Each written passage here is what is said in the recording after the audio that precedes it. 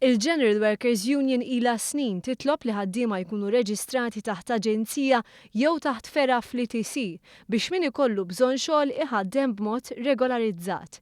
Joseph Buġeja, deputat segretarju ġenerali tal-General Workers Union, tkellem ma' One News wara li l-Prim Ministru enfasizza s-sitwazzjoni ta' ħaddiema li mhumiex jaħdmu b'mod li tippermetti l-liġi.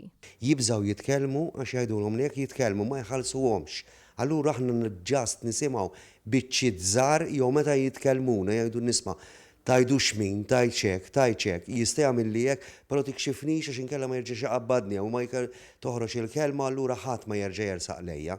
Jirrakkonta storja fejn ħaddiem intalab inaddaf ħmiċ uman. Kien hemm employer li niżel l-impjegat, l-emigrant niżel inaddaf ġibja kbira meta talab għax kien hemm ħafna ħmieġ li talab li jingħata l-protezzjoni l-ilbis protettiv, da qallu m'għandekx bżonn inti, qallu m'għandekx għalfejn. Buġeja stqar li l-General Workers Union mhux qed titkellem biss f'isem min imur ma' roundabout tal-Marsa bit-tama li jsib min jgħinu jaqla l-għajxa ta' kuljum.